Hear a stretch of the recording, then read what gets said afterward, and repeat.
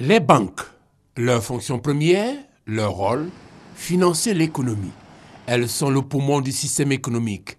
Elles sont donc essentielles et vitales. Sans les banques, pas de crédit, pas d'échange économique, pas d'emploi, pas de croissance. Mais à y regarder de très près, est-ce que les banques apportent vraiment les financements dont ont besoin les ménages et les entreprises? Commençons par écouter l'homme de la rue. Nos banques sont censées nous aider. Mais quand vous faites une demande de prêt, c'est un parcours du combattant. Ils te coupent à tout moment, bon, tu ne sais pas chez qui tu vas te plaindre, quand tu vas, ils ont toujours raison. Souvent le DAB a des soucis. Lorsqu'il y a un manque d'argent, ça signale hors service. Et souvent c'est ce que les clients ne savent pas, ils se disent non, c'est en panne, par-ci, par-là. Il y a une petite amélioration au niveau des banques. Mais au niveau des crédits, il y a encore des petites contraintes. Le constat n'est pas reluisant. Allons à la rencontre de l'usager. Du 99 jusqu'au lendemain de la crise post-électorale, j'ai dû quitter cet établissement pour un autre établissement. Dans cette décennie-là, cette banque-là n'a fait que payer mon traitement. Mais je n'ai pas eu de proposition pour m'accompagner à investir.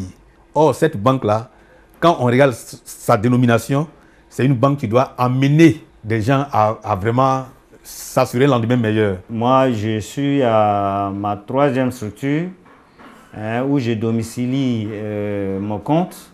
La première structure, j'avais besoin seulement, je crois, de 100 000. Et je fais la demande.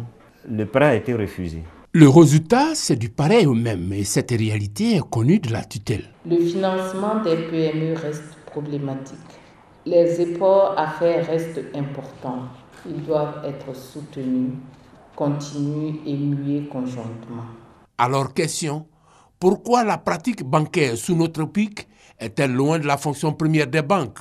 Faire crédit, oxygéner le poumon du système économique. Pour les banquiers africains, c'est une incompréhension. Ce n'est pas le premier jour où vous allez chez un commerçant, quand vous faites crédit, il ne vous connaît pas. Allez chez un commerçant à Yopougon ou je ne sais pas moi, à quel quartier de l'Abidjan, demandez-lui un crédit, il ne va pas vous faire crédit, il ne vous connaît pas. Et bien le problème de la banque, c'est la même manière. Au-delà de l'incompréhension, il y a la rigueur de la réglementation. La question donc, des accords de classement, et les critères excluent de facto les PME. Donc c'est-à-dire si vous financez une PME, vous n'êtes pas capable de vous refinancer derrière auprès de la Banque centrale. L'autre problème aussi, c'est la couverture des emprunts longs par des ressources stables, qui est limitée en fait à 50%. Ces ratios peut être un frein, limité à 50% donc des fonds, donc des ressources stables. Et les ressources stables sont difficilement trouvables en Côte d'Ivoire. Bien plus, les banques et les banquiers n'ont pas encore pris la couleur locale. Nous avons hérité des banques qui n'étaient pas à 100% africaines. Parce que nous avons hérité des banques de la colonisation. Que faire pour donner aux banques africaines toute leur place et leur permettre d'accompagner les mutations démographiques, urbaines et économiques sans précédent? Le génie africain a trouvé sa solution, le mobile money. Né au Kenya en terre africaine, son impact en Côte d'Ivoire est notable. Sur une population de 23 millions d'habitants, nous enregistrons à ce jour 21 millions d'abonnés à la téléphonie mobile. Et sur ces 21 millions d'abonnés, 7 millions ont déjà, à ce jour, expérimenté le paiement mobile. Et aujourd'hui, il passe par les réseaux de télécommunications environ 8 milliards de francs CFA par jour de transactions.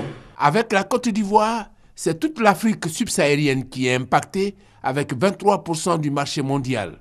En Afrique de l'Est, le taux avoisine les 50%. Et les transactions représentent un montant total de plus de 8 000 milliards de francs CFA, selon la revue Banque et Stratégie. Pour accompagner et amplifier cet instrument au service de la bancarisation des économies africaines, un premier défi doit être relevé, celui des infrastructures, et la Côte d'Ivoire s'y emploie. Nous comptons mettre en service 200 services transactionnels destinés à effectuer diverses opérations en ligne. L'autre défi à relever, la réglementation. Ici aussi, les banquiers africains sont à pied d'œuvre. On ne peut pas demander tout et vite aux banquiers africains.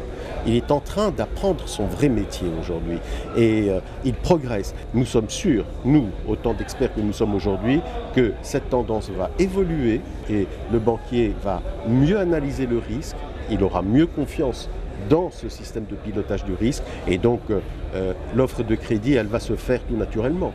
Voilà qui augure d'un lendemain de l'Afrique qui chante. Et ce sera tant mieux pour les générations futures.